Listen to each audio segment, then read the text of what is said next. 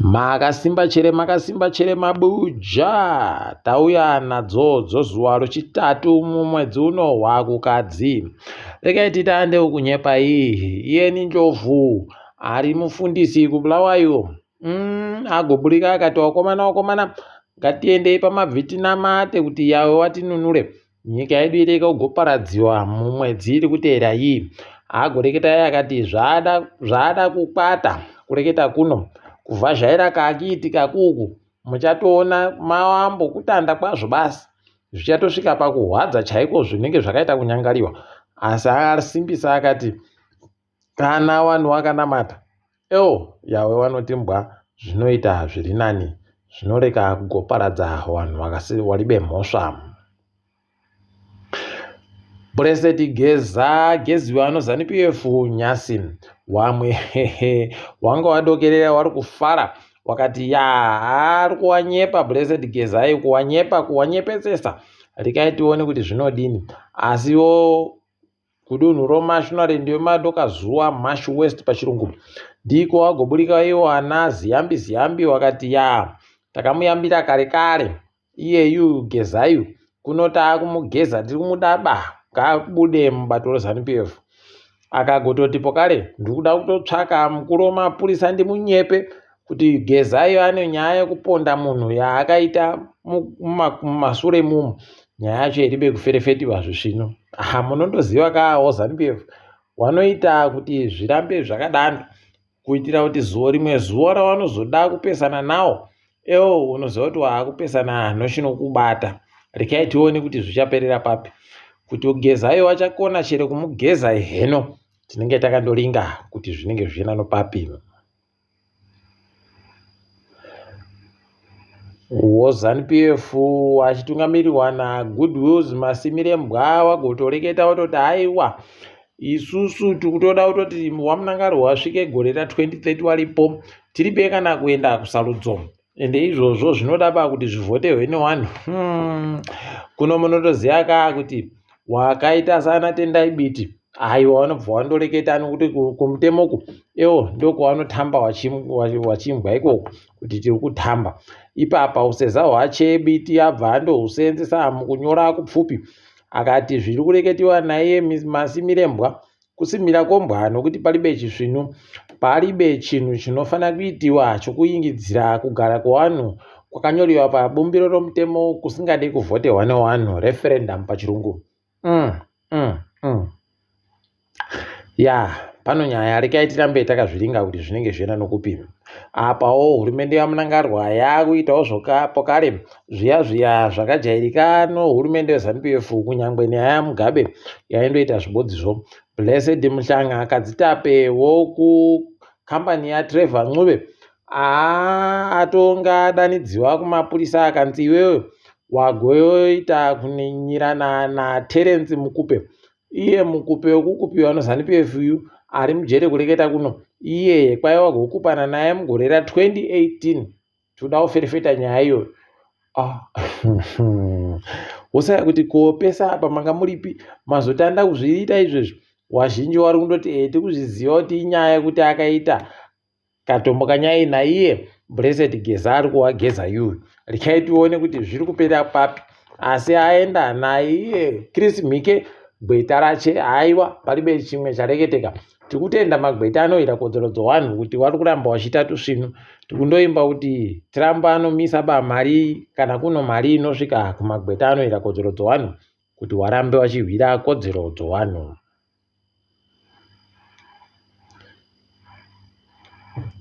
Hurumende kureketa kuno yagoburika pachena kutoti wapwere wakatadza kunyora bvunzo wamwe wakatadza kufunda zvisvino gore rapfuura. Paimari yacho takatora tikaendesa kumusangano weSADC.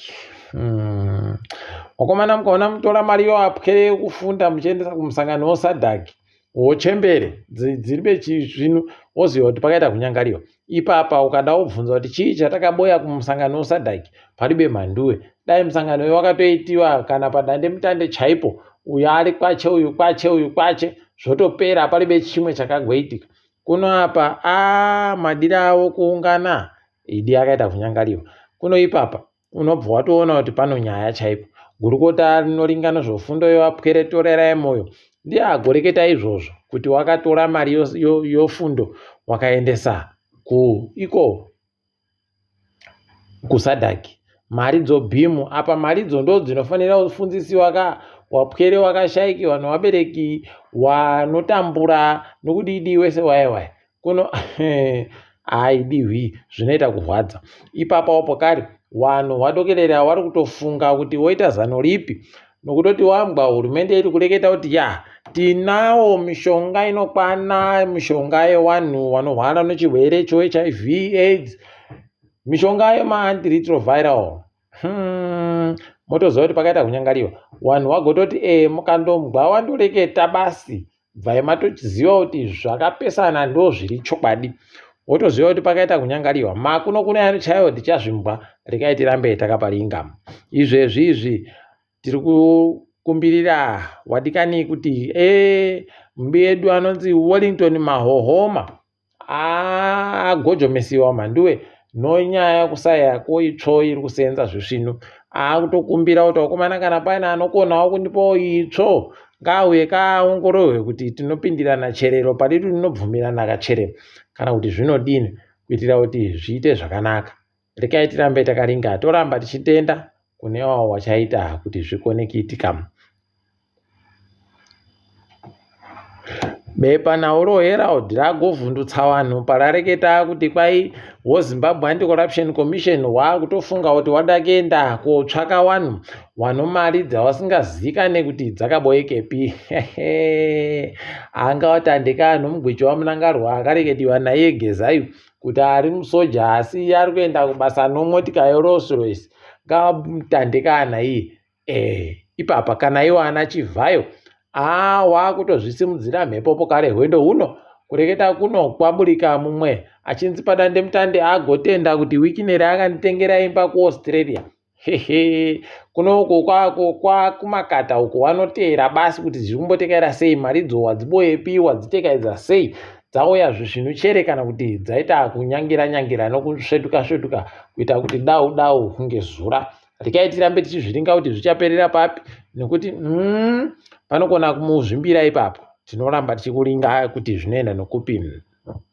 Ivo Zimbabwe Anti-Corruption Commission wagonzi pokare wakutoferefeta kuti magaya akagayei kuti azoone iro bepa raagoti ndiyakapuwa diploma kuUNISA. Mabuja akazvinyanya.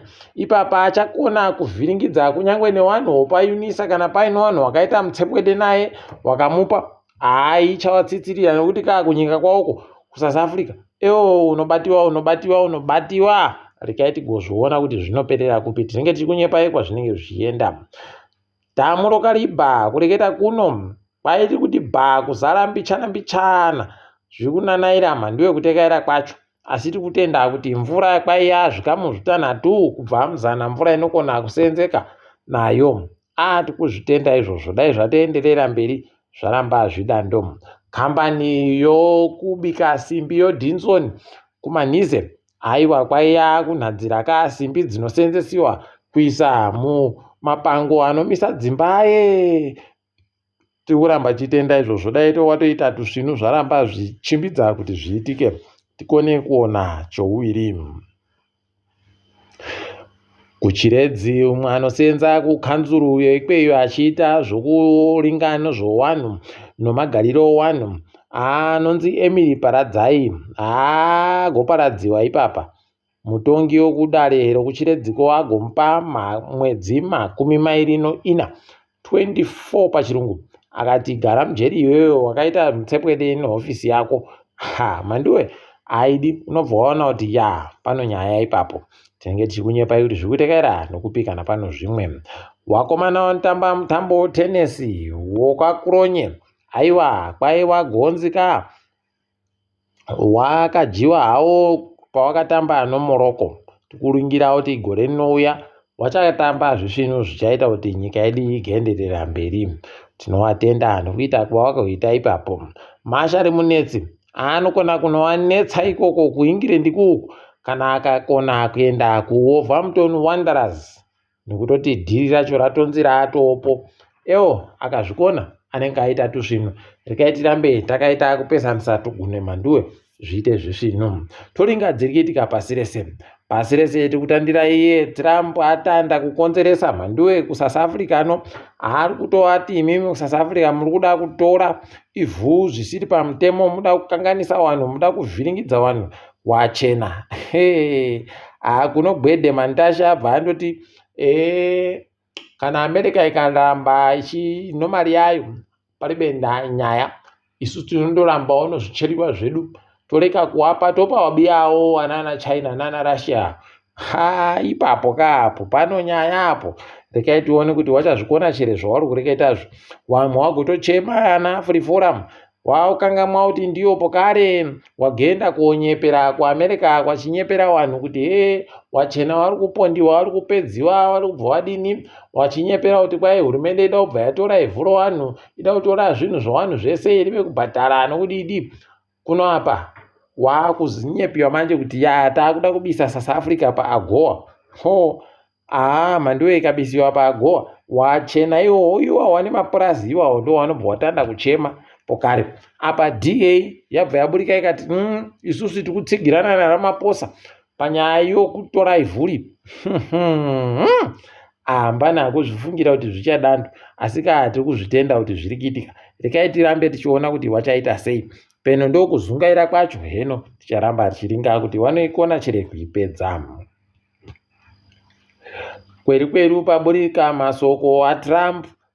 Ramaphosa abva andoburika akati aiwa America iri kutipa mari tsvinu mhanduwe. Kwai America iri kundotipa mari yokutenga mishonga iyo maARV. Paribe izvozvo, paribe chimwe chisvinu chavari kuramba wachiita.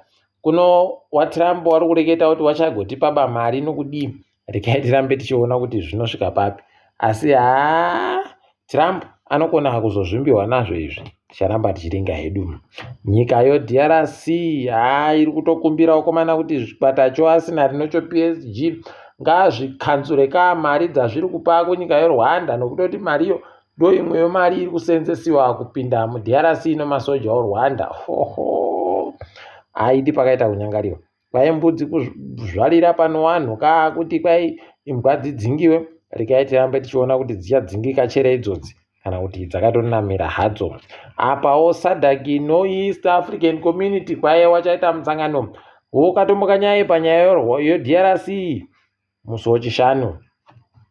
Rekai tigoringa kuti zvichapera mushechere, nokutoti DRC noRwanda kwai watungamiri wacho wachasvika ikweyo, wanenge wakaringana usu nousu. Rekai tizvione kuti zvichaperera papi. KuTanzania kuno nyaya uku. Apa izvezvi kwai kuSouth Africa kambani yeUber yakutofunga kuti vanhu ngavakuye mudududu mhanduwe. Ukaona zvadare wozoti paita kunyangariwa. Rekai tione kuti wachazvibvuma chereko, wachazviita sei. Tinenge tichikunyepa ivo vana America wawa kureketetsa vanokuwanza. Kureketa kuno wabva watoburika kuti wagari wokuAmerica, zvinhu zvavo zvokuAmerica zvese zviri muDRC ngazviburike nokutoti paita kunyangariwa. Rekai tione kuti zvichaita sei izvozvo. Tinoramba takaringa tichikunyepa takadaro mabuja. Rekai tichigumire pano. Ndini wenyu Mhanduwe Onhawu.